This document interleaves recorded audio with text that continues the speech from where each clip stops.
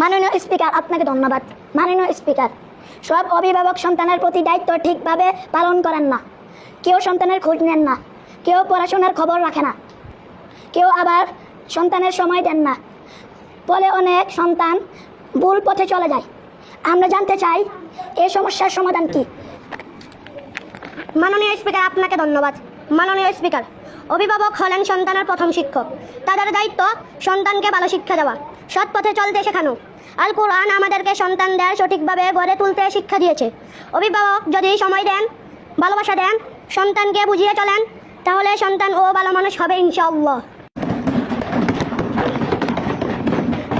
মাননীয় স্পিকার, আপনাকে ধন্যবাদ। মাননীয় স্পিকার, যদি সন্তান কথা না শোনে তাহলে অভিভাবক কি করবে? মাননীয় স্পিকার, আপনাকে ধন্যবাদ।